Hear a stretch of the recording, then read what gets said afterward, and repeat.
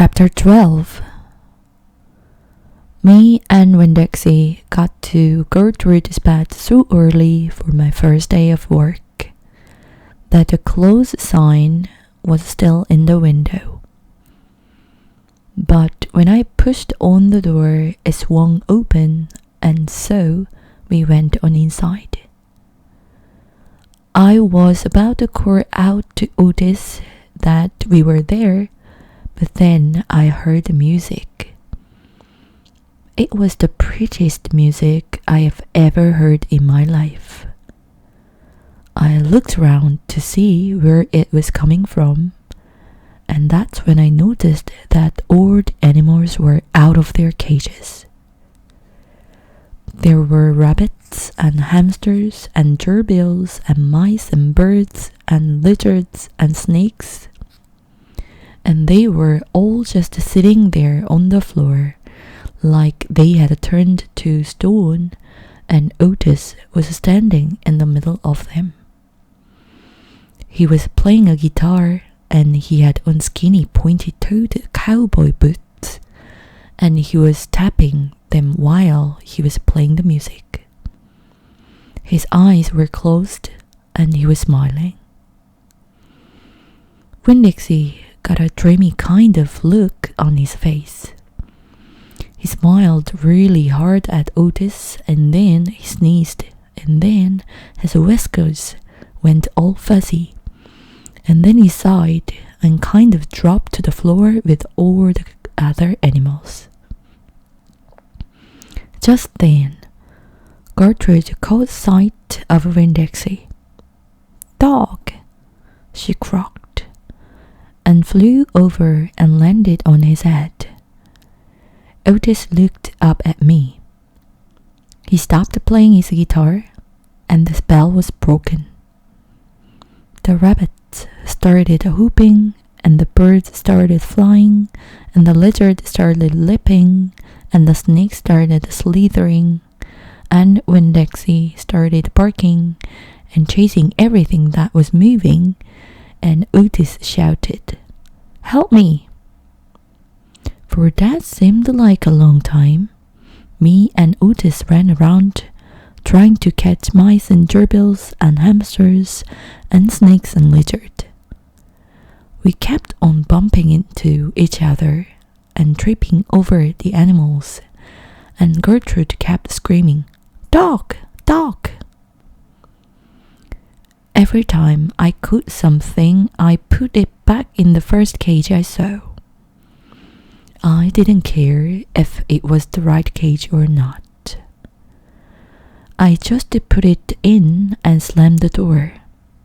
And the whole time I was chasing things, I was thinking that Otis must be some kind of snake charmer, the way he could play his guitar and make all the animals turn to stone.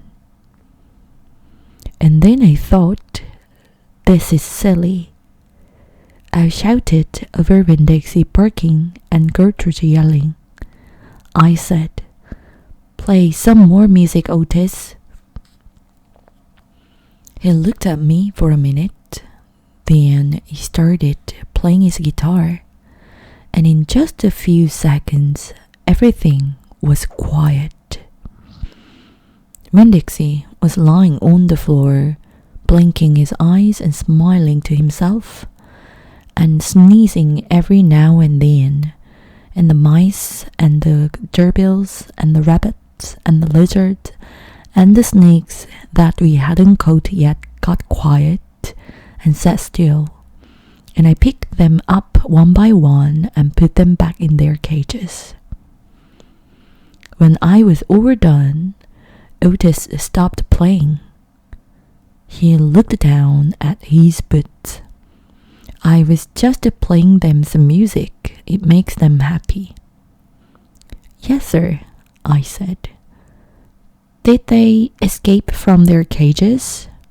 "No," Otis said. "I take them out. I feel sorry for them being locked up all the time. I know what it's like being locked up." "You do?" I said. "I've been in jail." Otis said. He looked up at me real quick and then looked back down at his boot. You have, I said. Never mind, said Otis. Aren't you here to sweep the floor? Yes, sir, I told him. He walked over to the counter and started digging through a pile of things, and finally he came up with a broom. Here, he said. You should start sweeping. Only he must have gotten confused. He was holding out his guitar to me instead of the broom. With your guitar? I asked. He blushed and handed me the broom, and I started to work. I am a good sweeper. I swept the whole store and then dusted some of shelves.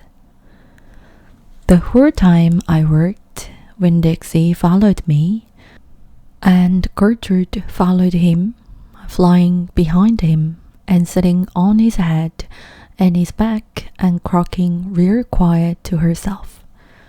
Dog, dog. When I was done, Otis thanked me. I left Gertrude's bed thinking about how the preacher probably wouldn't like it very much that I was working for a criminal. Sweetie Pie Thomas was waiting for me right out front. I seen that, she said. She stood there and sucked on her knuckle and stared at me. Seen what? I said. I seen all them animals out of their cages and keeping real still. Is that magic? She asked. Kind of, I told her. She hugged Winn-Dixie around the neck. Just like this grocery store dog, right? Right, I said. I started working, and Sweetie Pie took her knuckle out of her mouth and put her hand in mine. Are you coming to my birthday party? She asked. I surely am, I told her. The theme is pink, she said. I knew it, I told her. I gotta go, she said all of a sudden. I gotta go home and tell my mama about what I seen. I live right down there in that yellow house. That's my mama on the porch. You see her? She's waving at you. I waved at the woman on the porch and she waved back. And I watched Sweetie Pie run off to tell her mama about Otis being a magic man. It made me think about my mama and how I wanted to tell her the story about Otis charming all the animals.